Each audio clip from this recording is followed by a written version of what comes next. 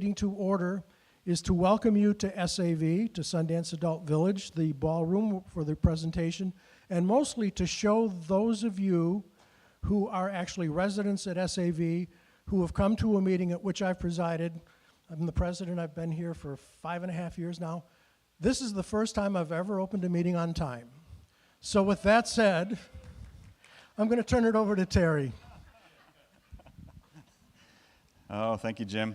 Appreciate it.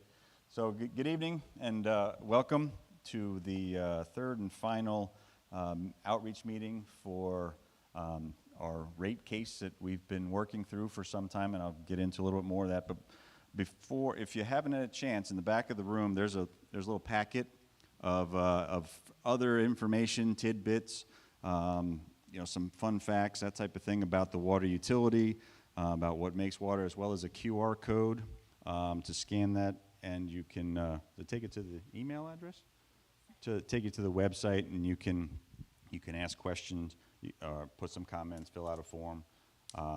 So if you haven't had a chance, it's back in the room. Or again, there's a comment form and some pencils over there. So feel free to grab that. As I mentioned, we're embarking on a rate case here at City of Buckeye. It has been some time since rates have been adopted.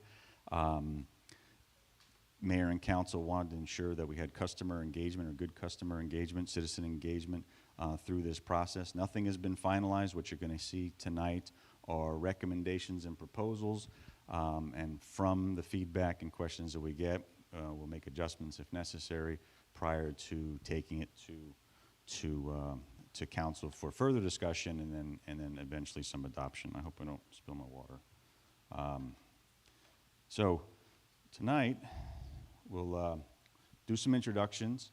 The city staff, as well as the Water Rates Committee, which is that first step in citizen engagement. This committee was stood up by mayor and council, made up of representatives from the district, from the city, and from each district.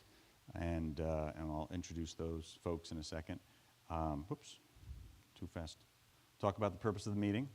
We'll get into those proposed rates with a little bit of history there, and then how did we get there? A little bit more into the weeds a little bit, because I don't think throwing numbers out there is really going to tell you all the work that was done between staff and the Water Rates Committee to really get an understanding of what we do in order to deliver the service to you.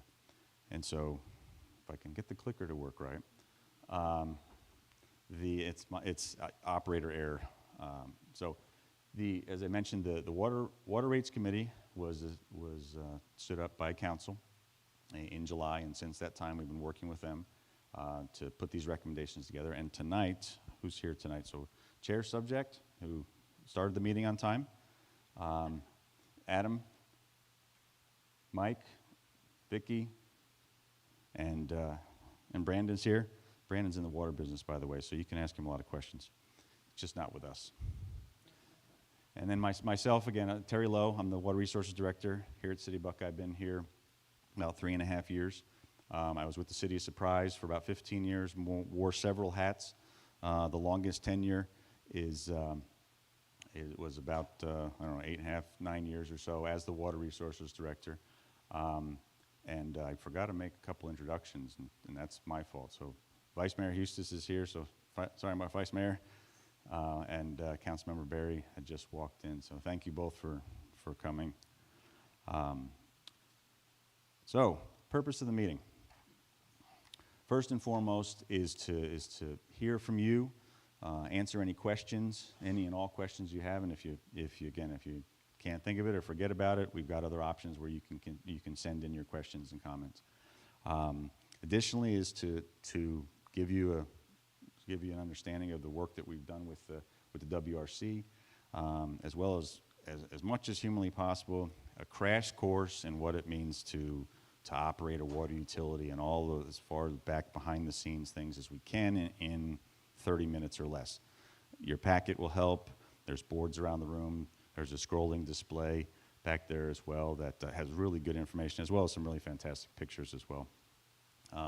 and then a little bit about why are our rates different, and we'll get into that too. And then finally,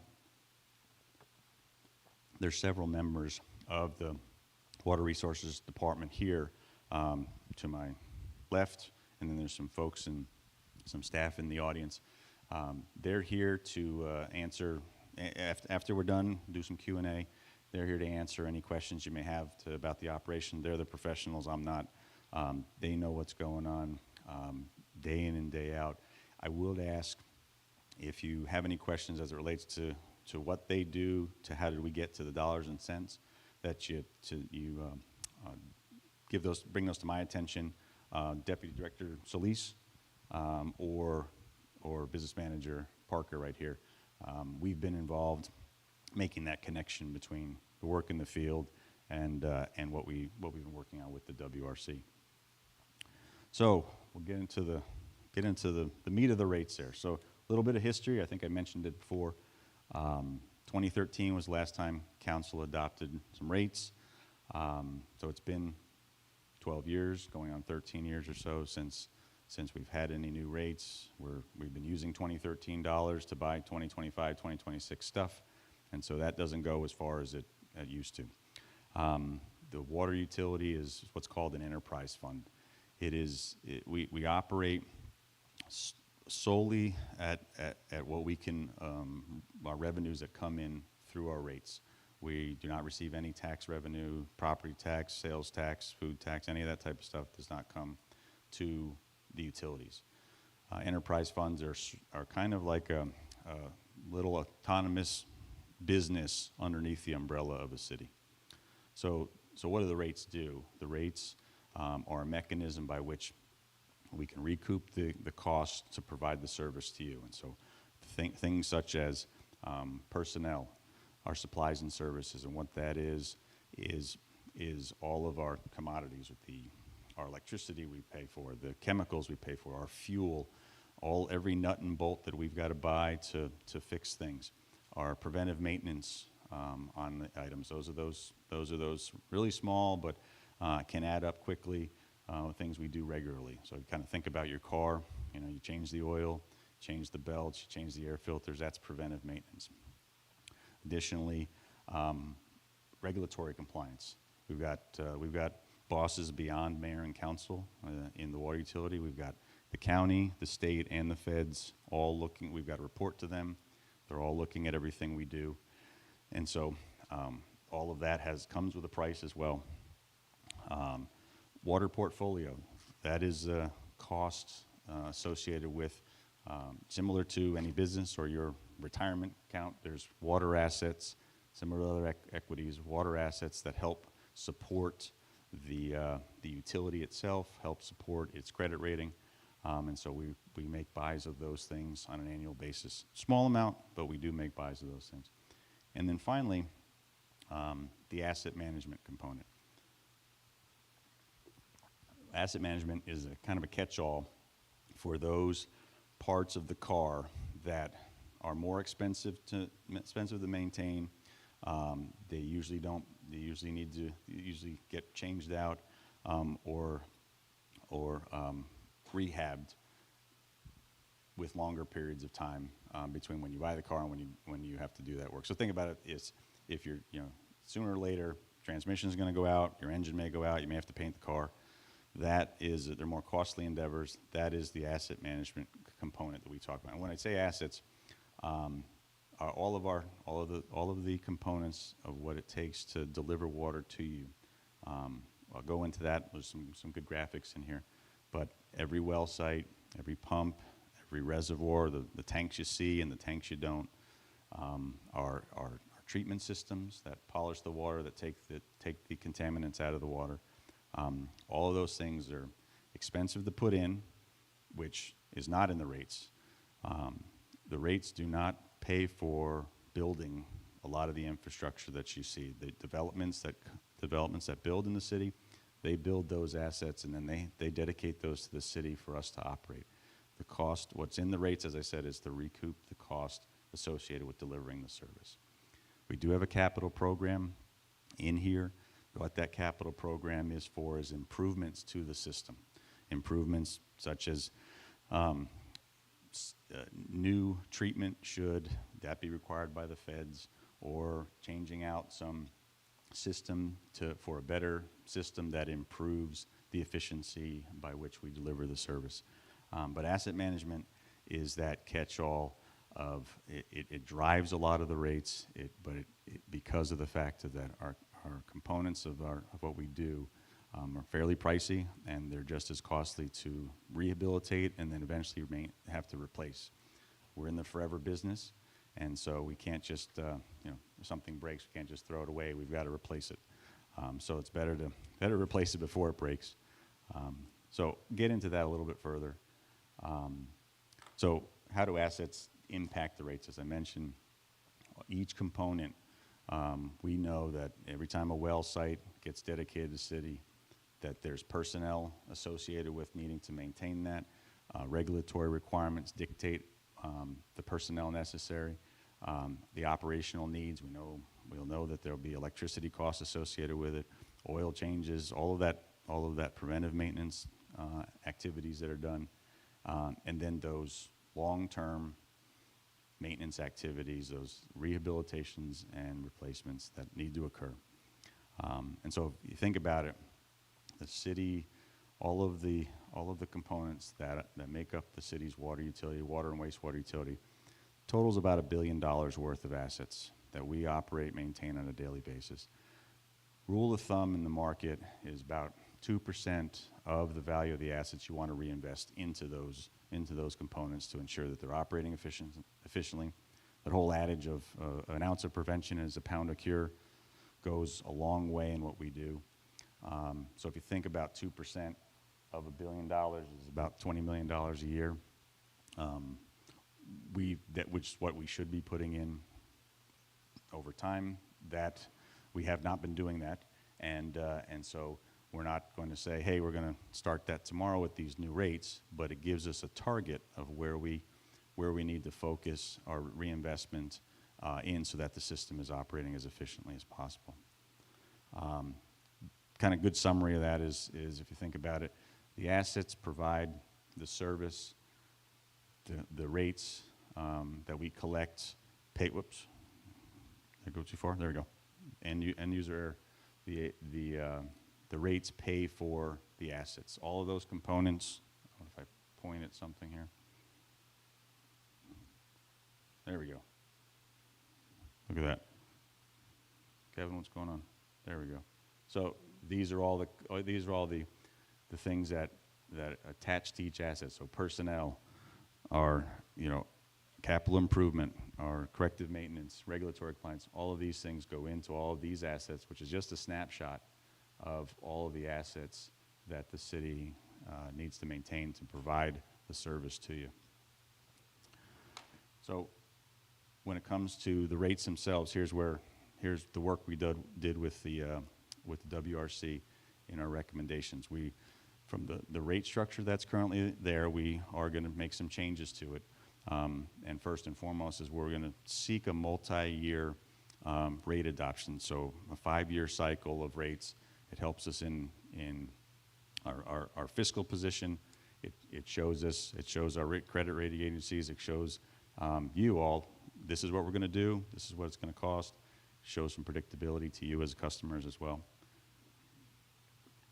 We made some structural changes that we think were helped in the fairness, as well as in streamlining some aspects of the utilities. Base rates is probably the biggest one. I know we'll talk about those, what it looks like now to where we're going, as well as some fee changes. There is a $3 flat fee that was installed some time ago. We're going to eliminate that because of what that was trying to recoup costs on has been, we put it into the rates itself. And so no need to charge it again. And then finally, we adopted an approach called gradualism for that target of the reinvestment target in our asset management. So again, the $20 million, again, round numbers, but the $20 million is a target out there that we want to achieve, and we'll gradually make our way towards that reinvestment. So by the numbers, on the left-hand side of the screen is our current base rates. So these are our base rates for water. Currently, residential customers, regardless of your meter size, pay the same amount, and that's kind of that. It's Buckeye's a little bit different. Most places look at it, you know, you got the larger the meter, pushes more water through it, the larger the cost. Currently, you know, doesn't matter what size you are, you pay the same amount on residential. Commercial, landscaping, and non-potable landscaping are a little bit different in their structure. The way we looked at it was a meter is a meter is a meter. The size of the meter should dictate the cost. The smaller meter, the less you pay. This is the base part of your meter. So residential, the city standardized on 1 inch a long time ago. That's not to say there aren't some 3/4 out there. We recognize there are some 3/4 out there. They're sort of isolated in certain parts of the city, but they are out there. So we're going to look to potentially adjust this chart slightly to include that 3/4. But from a residential standpoint, again, you start out, we're at $35.99 or so. First year of the adoption will actually go down a little bit. And then is where we'll start to imply that gradualism approach. And year over year, we go up goes up about 9.5% for a couple years, then 9%, and then I think the last year is 8%.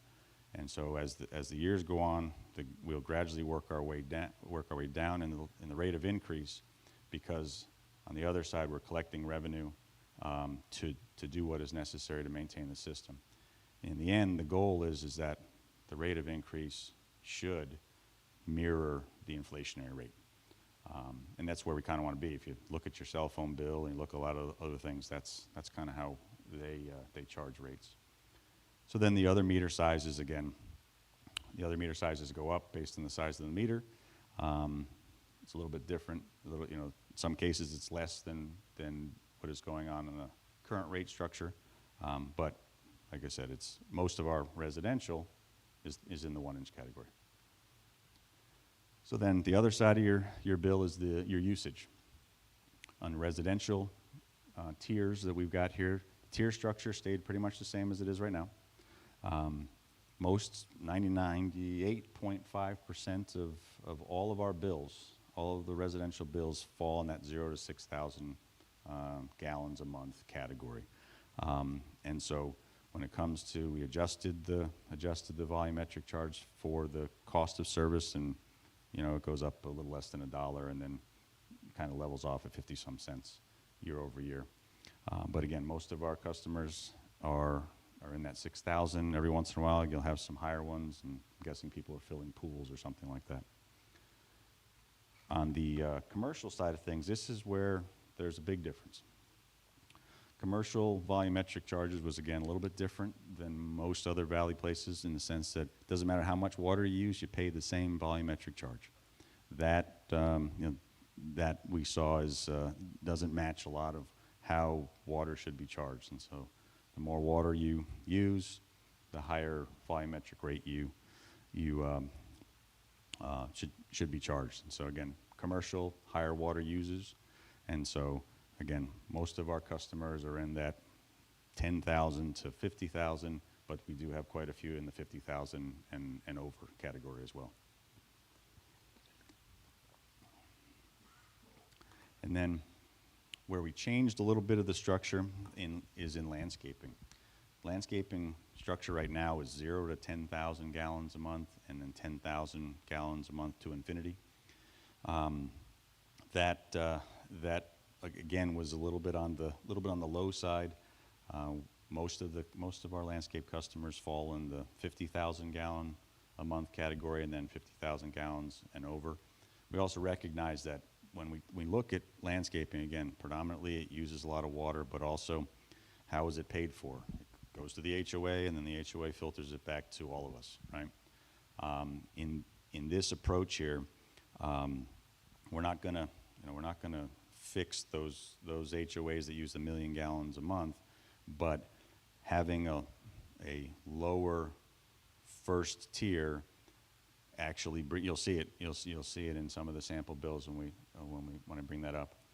Having a lower first tier actually will steady or lower that rate of increase, and actually in the first year it goes down depending on how much water is used in a landscape meter.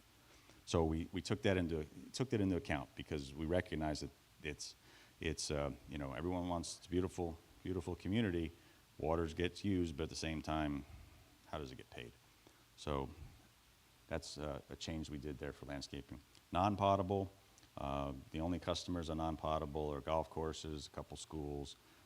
That's about it. And so that was adjusted based on the cost of providing the service today. So on sewer, we took a little different approach on the residential side of things. Currently, we've got a base rate, and then there's a volumetric usage. If you think about the volumetric usage for residential, 0 to 6,000 gallons, you times it by 2, you're about $40 for your bill there. And again, no taxes and fees and all those other things are not included here. But what we did was adjusting for what it takes to provide the service. We recognize residential is pretty much the same discharge all the time, and so we got rid of the volumetric charge. We adjusted it, and then there's no volumetric charge. So you can, shower a little bit more, or flush a little bit more, whatever the case may be, but there's no volumetric charge. You don't have to worry about the bill kind of going up and down. Commercial, 2 things occurred here. We right-sized the meter-based meter charges, so that you can see 1 inch and 1.5 inch were the same, and 2 and 3 were the same for some reason. This way, it's based on your meter size. You pay a base rate, and then commercial continues to have that volumetric charge because commercial tends to discharge more, and so we adjusted that to reflect the cost of service. It was a little bit low back in 2013. So then let's look at some sample bills. Residential, like I said, if you're on your 1-inch meter, you use 6,000 gallons a month, you're in 59, 60 category. First year, be about $62. Then again, that gradualism takes hold and moves up from there. Residential sewer, same deal, flat fee at that same amount. And commercial, like I said, they're in the 2-inch category range. They got a higher base, they use more water, and so there's an increase there. This is where I was talking about landscaping. I'll let this one meter, I don't remember how many meters this community has, but some communities have 15 and 16 and 17 meters, but it's per meter. So if you got a 2-inch meter, uses 150,000 gallons, it's currently paying $13.50. It actually goes down for the first time, and then slowly works its way back up. And we felt that was one way that, again, HOAs can forecast out their own fees to everybody as well. So if it goes up, it's not because of your water. There's some other things going on. And then non-potable, again, increases there. So on the commercial sewer side of things, again, commercial tends to use more, and the bill reflects that accordingly. So how do we get here? How am I doing on time? Talked about the WRC. WRC was stood up in July. Between July and October, we talked through all of these things. We took a deep dive into each component of our system, what it takes to run it. We ran through and analyzed every valley city, almost every valley city's water rates and their structures, and compare and contrast, and what you'll see here is some of that work. So again, City of Buckeye is a groundwater sourced community. So we went through each of the 7 steps here and analyzed, what is it, how much personnel is necessary for step 3, 4, 5, 6, the whole 9 yards. What does it cost to maintain? What does it cost to rehabilitate? What does it cost to replace? And we did the flip side, and we looked at the wastewater side of the house. You got the clean water, now you got the dirty water. What happens when sewage comes to us? How do we reclaim that water? What it takes to, all the steps, what it takes to reclaim that water. Where does that water go? Again, we've got reuse customers like the golf courses, farms, and then also something that the city is heavily invested in is recharging the groundwater, because we're a groundwater sourced utility. And so when it came to the recoupment of the costs that we know we need to ensure that the system is running as optimally as possible, we looked at several approaches, and one was, do we need to raise rates? What would happen if we didn't? In order to continue to operate and not raise rates, level of service would go down. We would have to, the capital improvement program, go away. Asset management, those major rehabilitation activities would go away. And ultimately, we'd end up in the red, and then we'd have to figure out where our revenue is going to come from there. So that was rejected as an approach that, it's not something that it's a necessary evil that has to occur. And then we looked at, well, what if we just ripped the Band-Aid off and said, we're going to recoup all that money day one? What happens is the rates shoot up to a detriment to all of our customers, and that's not a good idea and wasn't fair to anybody. The incremental increases would basically go flat because now we'd be riding in inflation, but not a good idea. Finally, we looked at the first cycle, that first 5 years. What do the rates look like to get us where we need to be in the first 5 years? Also, pretty good impact, pretty aggressive to our customers. And so we looked at the gradualism approach. It's a term used by the utilities to balance that fairness, to balance the work that needs to get done, minimize disruption to you as our customers, and as you see, our forecast is probably the third cycle of where we'll break even. So year 11 to 15, and that's okay because we've got to build into having enough capital to do all the work that we're doing as well. But this keeps us solvent, make sure we have enough money for reserves, for emergencies, and the rates go up slightly. So what is in the rates? We took two approaches: the gradualism approach for the asset management side of things, but when it comes to personnel, operations, the portfolio itself, we know that certain things in life have a pattern of increase, like the cost of electricity. APS is in with the ACC for another 16% increase. We threw that into the model. We know that healthcare has been historically a certain percentage year over year. We forecasted those out. So we used forecasted numbers for every year as what we plan to do for these areas. And then when we talked about the gradualism approach, this is where we stair-stepped our way into that significant maintenance operations that we do. And so when you look at it, currently, by the end of next year, we forecast the value of all of the assets for water, for example, is about $790 million. At 2%, we should be reinvesting $15.9 million back into it. We're not seeking that. We're seeking 5.9. 5.9 is more than we had last year.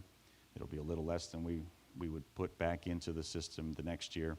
And then similarly, wastewater has its own valuation with its own asset management requirements.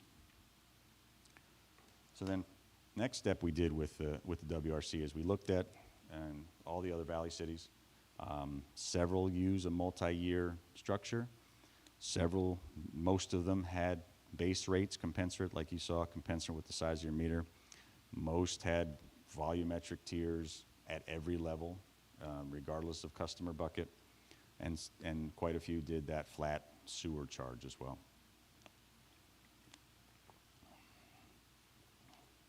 So then we looked at, we kind of looked at why is Buckeye different, or why has Buckeye been historically different? So we made some phone calls and asked the West Valley cities that were similar in size of us, similar in the amount of water that we produce and deliver every year. And we looked at Surprise, Liberty, and Goodyear. We're all in the 3.5 to 5 billion gallons every year we send out. But the difference is that we start off with groundwater, a raw water source, and we deliver it to your home as a drinkable source. But everything in between is what makes us different. Each one of them is different from. So when we just talked about assets. We looked at what is the amount of assets it takes for us to produce that same amount of water versus Surprise or Liberty or Goodyear. One, we're kind of spread out more than they are, but that's not the whole issue that we have. I mean, we've got more wells, we've got more reservoirs, we've got more generators. All of that has costs associated with it. I'll give you an example. When I was with Surprise, the wells in Surprise, on average, can pump about 1,100 to 1,500 gallons a minute. In Buckeye, our wells average about 500 gallons a minute. That's has a lot to do with the consistency of the water beneath our feet. We have to zone off different areas to make sure we get the best water possible, and unfortunately it reduces production. And so when you look at just that, we need 2 to 3 wells to do the same work that one well in Surprise would do. But having said all that, Liberty and Goodyear are actually more than we are now.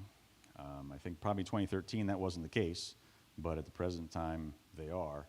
So when we look to the future, today we're right in the middle, and we look to the future and for these proposed rates, again, if adopted, in May of 26 will be that first year in that cycle.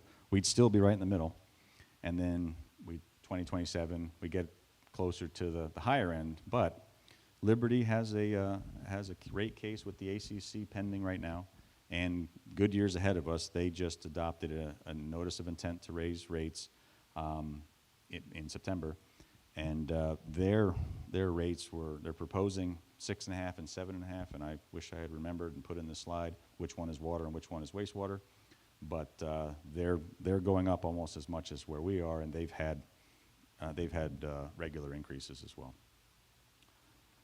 So finally, we're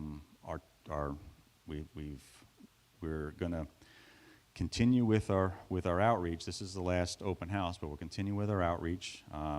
By all means, continue sending in questions and comments as you see things, as you think of them. But the next step here will be to take all of those, look at our rates. Do we need to do anything with them? Do we need to adjust them? With the target of presenting to council, and have council have a discussion about our findings, our discussions, and then from there seek a notice of intent in January. That starts a 60-day public comment period. Another bite at the apple for residents to ask questions and speak to council members and things like that. And then with a adoption in April, go live in May. There's 30 days to ramp up, that type of thing. So with that, thank you very much for your time. I'll be happy to answer any questions, comments, and then after that, the team is around and to answer any other questions related to the business itself. So there's a mic. Leon has got a mic going around if you want to ask any questions. So. Yes, ma'am. So I have a question about the Buckeye Water customers. On here you say there's 33,000. Mm-hmm. What about all the rest of the people in the city limits? Aren't they a part of this? Not so. Buckeye's similar to a lot of West Valley West Valley cities. Buckeye has 3 water providers, EBCOR, Arizona Water, 2 private companies, and the city of Buckeye. And then also there are several customers that have their own private wells. Okay, so you're saying that the 33,000 people are using 4 billion? No. Those are customers. So I mean customers. Yeah. All right, 33,000 customers are using 4 billion gallons of water. Mm-hmm. Those are meters? Well, no, I corrected her. Yeah, no, we're good. Okay. She corrected it. Yeah. So the 33,000 connections, customers, 2.3 people per home, use 4 billion gallons. Yeah, it's about 12,000 acre feet. We kind of talk in those terms, but yeah, that's exactly the amount. It's all those customers. So remember, there's some businesses in there, but predominantly, most of our customer base currently, as the Buckeye is situated as residential customers. So can you kind of tell me what area the 33,000 residents includes? I mean, I'm presuming we're Buckeye, I mean, we're Sundance. So where are the rest of the 33,000 coming from? How far over are we going as far? Sure. So the city of Buckeye limits is 640 square miles in size, right? I don't have a map running over there. I have a new map, so. So this Buckeye is we can kind of break ourselves up into three distinct areas. We got between the I-10 and the Gila River is central Buckeye. That's where it predominantly had been farms and still is a lot of farming there, which is fantastic. And so we Buckeye customers pretty much start at Verrado, the I-10 and the river, and go all the way west to city limits. You jump over the SR-85, that's service area. Now the customers are not there. There's not a lot of customers there, but a good chunk of them are in from SR-85 to Verrado. East of Verrado is Arizona Water. North of the RID Canal. Verrado and north of the 10 are EBCOR Water and Arizona Water. So there's residents up there as well. And then on the far west side of town, we have several ranchettes that we serve water to. They're not sewer customers. And then the Tartesso community is about 3,500 homes. And the festival community up north is another, somebody help me out, 5,800 homes up that way. So there's 10,000 customers right there that are still in Buckeye, but they're off on that side of town. No, they are. Yeah, so you got 10,000 customers not in Central.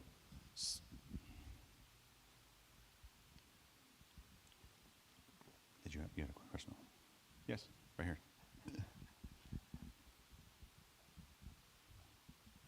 I'm sure you were forward-looking with all of this. Yes. And you have an agreement for the data center with 2,000 acre-feet of usage, which means they use 1.75 million gallons of water a day.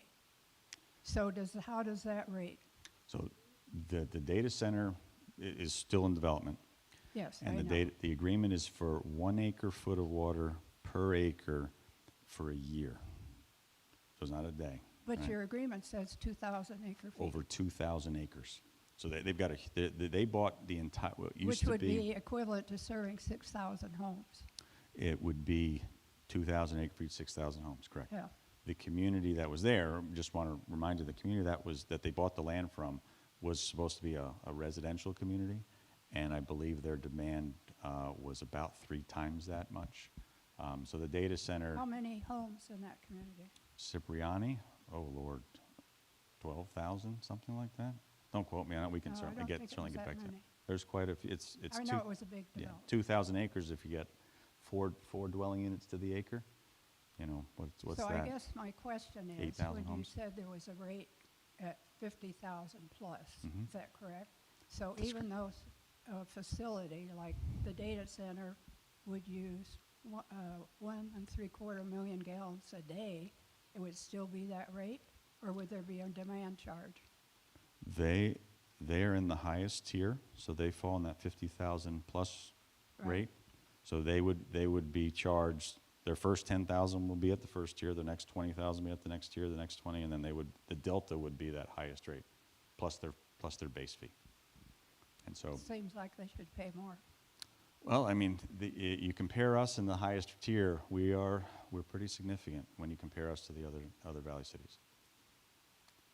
The data center, I'll tell you that this data center, having worked for a utility that had data centers, Microsoft being one of them, in their service area, 1 acre-foot per acre is a significantly low amount of water for a year's worth of work.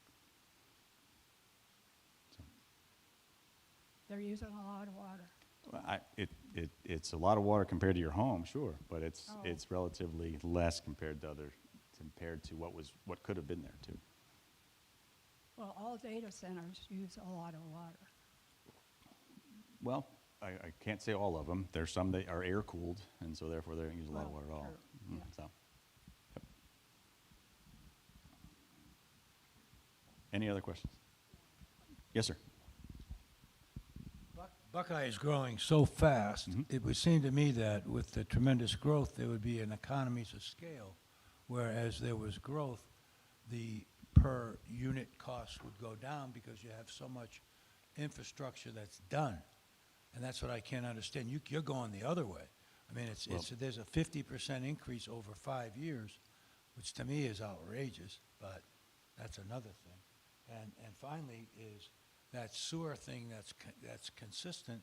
So many residents in Arizona and in Sundance are seasonal that don't use water in 6 months a year, but their sewer charges are constant all year long, and that doesn't make sense to me either. So economies of scale, a 50% increase, and a consistent sewer charge, none of that makes sense to me. Sure. Well, I think you're conflating economies of scale and the cost of service. The cost of service as it stands right now, the numbers are what the numbers are. The more growth will bring more revenue in, which will lower the slope of that rate of increase, and that's pretty consistent. The growth of the city, we're not paying for the infrastructure being installed. I hope you understand that part. It's just the cost of providing the service to you. Everything's gone up, unfortunately, tremendously in the last several years. So there's a little bit of a catch up in there, and we recognize that, which is why we're taking our time over it. But if you said that we are not paying for the infrastructure to go in for all this new expansion, then why wouldn't there be economies of scale? You talked about increases in your operating costs and increases in your health insurance and all the other things. Why wouldn't those be? Those are pretty much constant. You're not going to go up in personnel at the same rate that the city's growing. You shouldn't have to, should you? You hit the nail on the head. The cost of service itself is what's hitting us. All of our purchases, commodity purchases, electricity, they've all gone up, right? Our expansion of personnel. Fees are coming in from more and more people, so that fixed period cost should be spread out over more individuals. Therefore, the cost per unit should go down. But the economics don't add up here. The rate at which we're growing is not outpacing the rate of the cost of service. That's the challenge. Yes. Oh, sure. Part of the analysis that we made was asking what the costs were the last time we had a rate set, which was 2013. Since 2013, keep in mind there's been no increase, absolutely zero. So our costs keep going up, and if you want to know how much, 250% for personnel, 250% for chemicals, 550% for chemicals, 250% for equipment. The costs have gone up significantly over that period of time, and we have not recouped any of them. Gary, I'm going to put you on the spot. You're on the Finance Committee. Had we not funded our reserve system for the last 13 years, would Sundance SAV be in serious financial trouble? The point is, we're at a point now, because we have not kept up with the costs, we've been eating away our fund balance. Because we've eaten away our fund balance, we need to balance it back to where we're healthy. We're nowhere near the 2%, not even close to the 2% we should have been putting in. Over the last 12 years, we should have put in 24%. How much have we put in? Zero. Yeah, again, so Gary, putting you back into the spotlight here, had we not funded the reserve study for the 12 years, would again we be in trouble? Let me ask you about costs. Henry, you're a skilled professional. And I shouldn't ask this question because I learned a long time ago, never ask a question to which you do not know the answer. But are your wages the same now as they were in 2013? I'll bet you they're higher, not lower. Yeah, so we have to pay those too. So we are in a position where we either come up with a reasonable rate increase now, and keep in mind, I'm paying them too. I live here. I have to pay the same things. It's not like I like to increase the amount of money I have to pay, but I'm looking to, and what we looked at, we worked very hard in trying to avoid a disaster. We're trying to avert a financial disaster. Disaster is probably too strong a word, but the point is we're at that point where we need to do something, and if we don't do anything, we're going to find ourselves in serious trouble that's going to cost us a lot more in the future. That's what we considered. We didn't do any of this lightly. We worked very hard. We had a lot of input. We asked for a lot of information. They gave us all that information. I'm happy with what we've done. Am I happy that we have to increase the rates? No, I'm not. I mean, I'd like to be paying less than we did. I'm paying a lot less. Of course, I lived on Lake Erie. That probably had a lot to do with our water rates being lower. But nonetheless, I'm paying a lot more than I did when I lived back in Western New York. But nonetheless, what I'm paying for is what it is cost to produce. So. Thanks, Jim. Well, the rates in Western New York have nothing to do with what we're talking about here. So thank you very much for that. The 2% goal that you talk about spending back, I'll go back to Terry's analogy about you buy a car. We got all new cars here. You got all new infrastructure. You got most of Buckeye is new. So it's not average. Things are not average here. You're taking numbers that fit your objective and then making them work. That's what I can't make all these numbers add up in my head. We'd be happy to talk further, but I'll tell you, most of Buckeye's not new. There's a good chunk of it's new, but we've got infrastructure that goes back to the 60s. What's new to you? I mean, if anything. What's new to you? Well, We've got infrastructure that goes back to the 60s, and so there is a balance. And Sundance. Here's a good example. I mean, Sundance is at a 20-year mark. We're putting $18 million into the reclamation facility because it's at a rehabilitation point. It's one of those components.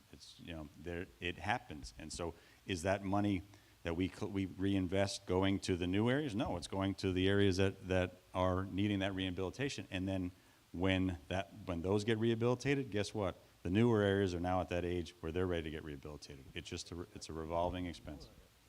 I'm sorry, what? No, you're right. But more money's coming in with the constant growth. That's my point. The best thing for us, I'll tell you, the best thing for us would be to grow 33,000 customers.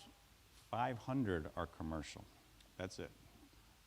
Phoenix, flip Phoenix. We're about the same size landmass as Phoenix. Phoenix has got a huge amount of customers. The revenue that comes in from the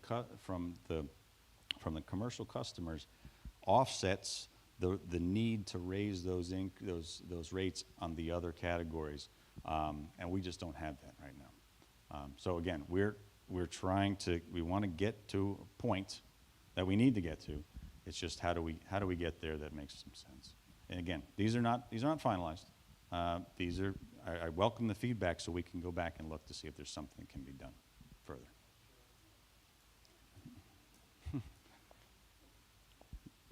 Yes, ma'am.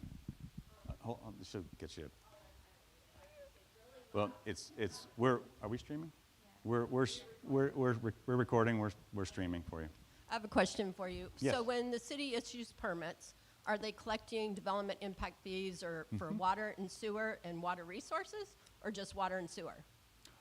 There's no resource impact fee in the city of Buckeye right now.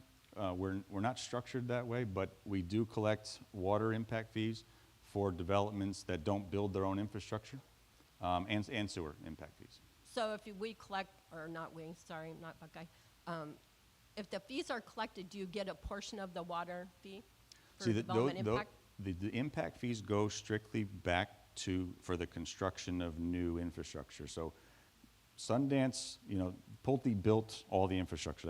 That's their business model. They build it, they dedicate it, they don't pay any impact fees. Quick Trip comes in. I'm not going to tell Quick Trip you got to go build 1/10 of a well. So they pay an impact fee. And then when I collect 10 Quick Trip impact fees, then I go pass it off to professionals over here and they go drill a well on behalf. It's not, none of that impact from that infrastructure is in rate base. It's all from those impact fees. Is the city of Buckeye considering changing how they price out their meters, like sizes? I used to work at the city of Goodyear, so we ended up doing that gallons per minute, which means that if you're a high user, you pay a lot more money for your water development fee. On an impact fee? Yes, we've actually done that. Yeah, our most recent impact fees that were adopted in May represent that. It's a fee based on gallon per day. not meter size. Yep. Oh, yeah, sorry.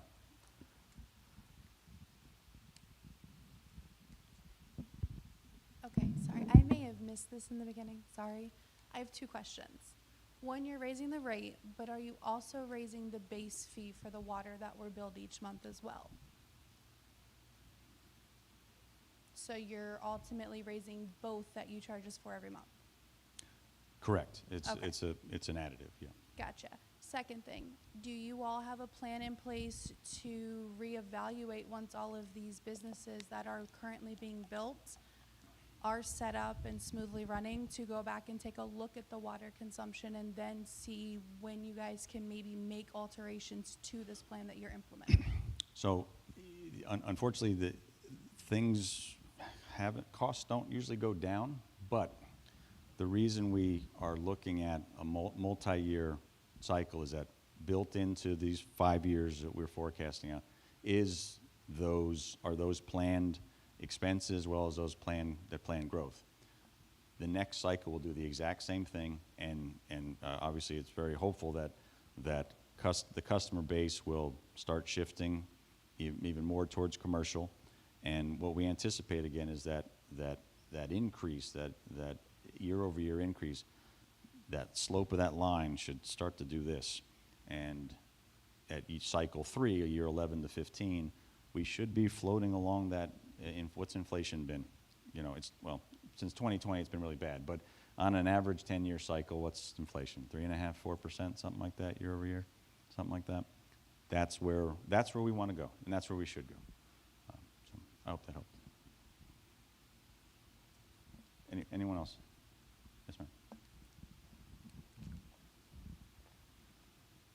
I've been here for a very long time, and I've seen a lot of things here.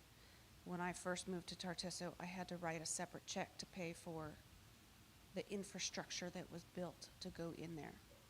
Then when you did the last rate increase, it was because rates had not been changed in at least a couple of decades.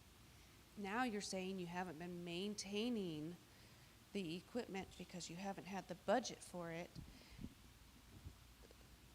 which potentially could cause a lot of problems with the infrastructure as it starts to fail.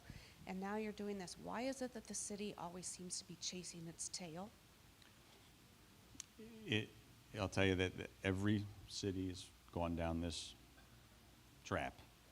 They all, this approach, talking to the mic, this approach is the one, just like your cell phone bill, it goes up every year a little bit. No, mine hasn't. But maybe that's the case, and so, but your cable bill, same deal. Well, I need to find out who your provider is then and get on your plan. Okay, but the goal is to have those to put in place multi-year and just continue this approach so that we can fully fund and fully reinvest into making sure that the equipment and the assets are running optimally. I can't speak for the past, what Tartesso, you were in Tartesso? Mm-hmm. Tartesso is a CFD, and so the infrastructure has nothing to do with the rates themselves. You're paying for the infrastructure over time was how the community was built. Unfortunately, that's a different development approach. But yeah, by just adopting a rate and then doing nothing, that never helps in the long term, and so then here we are. So. Yes, ma'am. Going back to this lady's question earlier about the increase to both the base rate, Mm-hmm. so the amount that you showed that proposed $8 to $15, does that include the base rate increase as well, or are you just talking about usage? That would be your, if you look at sorry, I'll go all the way to the end here. The sample bills, so that would be your total bill. Oops. So if you look at today, your total bill for water and sewer would be $100. In 2026 it'd be 108. So there's that $8 to $15 I was referring to. So when you look at if you're 1 meter customer, you're a residential 1 meter, 6,000 gallons. That's the difference I was referring to. So depending if you use more water, then you'll be probably closer to $15 increase, but if you stay within what most homes are, you're at $8.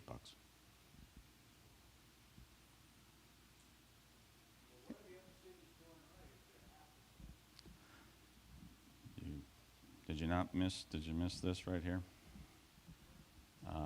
Again, they're smaller. They've got smaller footprints. They got less assets. Goodyear they're a groundwater source community. They've got less wells than we do to do the same thing. Each asset has its own expenses. It's got its own electric bill. It's got its own each personnel. The size of our FTEs or full-time equivalents is dictated by the number of assets we have. A lot of places, City of Buckeye has 4 reclamation facilities. Surprises, this is wastewater. This is not even on this chart. Surprises larger. They've got 1 big one and really 2 little small ones. Some cities have 1. Liberty does everything with 1, and they have this, and they deliver the same amount of water. It's just the way it is, and there's many factors to get from point A to point B. The good thing is as we get larger, we become more efficient. Certain sections of Buckeye, we're really small. We got these little plants all over the place. It's our intent to get rid of them, connect them accordingly, and so that it just becomes part of the general system and get rid of all these little components. And we're doing that. We'll take some wells offline that just aren't beneficial to operate. We've started doing that, and we'll continue to do that, recognizing that it all comes back. So anyway, I'm sorry, you had a question. Well, my question is more about the availability of water. Okay. And what is the projection? I know you're not God. And so how do we know that years down the road, if we don't start conserving things now, or what's the projection for the opportunity that we don't have water based on the amount of building that's going on? Sure. So that's a really, really good question. The state of Arizona has been tackling that one for quite a long time.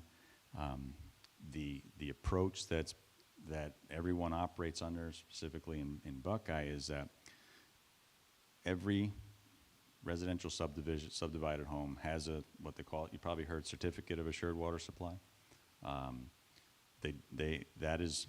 Means that each home has been allocated 100 years worth of water based on the analysis that was done when the subdivision was established. Everyone's lot has it, and what that does is the studies that were done when the subdivision went in, they said, hey, there's this amount of groundwater available to you. The state looked at it and said, yep, there's that amount of groundwater. And then part of the law that was put in place in 1980 said that if for every drop of water taken out for a subdivided lot, has to be replenished. And so if you look at your property tax bill, there's a line item there for the Central Arizona Groundwater Replenishment District, and that component, there's a nominal cost there. It could be going up depending on the age of your subdivision, but it's a couple $100.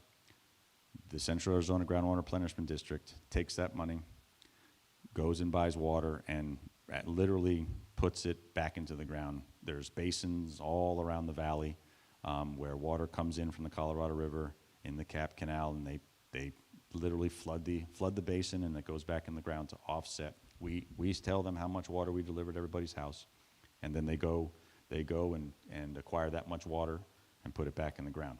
So through that process, that's why you're saying that the certificate is valid, so to speak. You're trusting humans to have established this program, but what has happened since 1980, even before that, is that through this process, the population of the valley has gone up, and the amount of water it went down for a little bit, but now it's starting to go up a little bit because it's getting much more populous.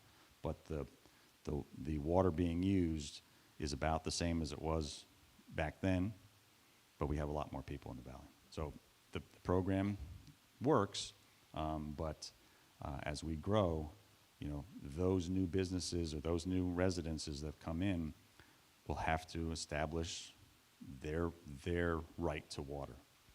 You're set because you bought a home with a certificate. others that come in, we'll have to find out. And the city works with them to determine, is there water available for them. Sorry if that's a little wordy. It's not. It's complex. It's not complicated. So is that what you were talking about when you mentioned recharging groundwater to replenish the water that's in the Correct. ground from other sources? That's correct. Okay. So you're covered by the CAGRD. We are covering Buckeye for the future. Not necessarily any one specific customer, but just the future in general. Yes, ma'am. Those numbers that you just talked about, doesn't that just apply to people that buying their homes? People that rent, those rental developments are not included in the water usage? So apartment buildings, commercial businesses are not. They don't have to get a certificate. Well, Right. if they subdivide to a certain extent, they do. But all those But like if not- build-to-rent The build- communities the that are build to going up, rent? they're not included. No, And they're they're not. still using a lot of They're water. not included. So you're not really replenishing everything that we're using because I- you're excluding a lot of No, places. I never said we did. I said the Well- subdivided lots are getting replenished. Semantics. Well, the thing is we're working on that. And that's the goof in the law. I'm not going to vouch for the law. That's the goof in the law that is that hole has to be filled somehow. But, yeah. Any other questions? Oh, again. Oh, there you go. Shoot. Sorry, guys. I just want to know, because I don't follow Buckeye stuff very much. Just to check, you all have gone to the city and gone over the city budget to make sure there's nothing else you guys can work with the city to pull money from to cover even some of this increase. So you showed up a little late, but Yeah, the way sorry about that. no, it's okay. The utilities are a different bucket, and we get our revenues only from rates. The taxes from sales tax, property taxes, every other tax source goes to other things, and so it's at most.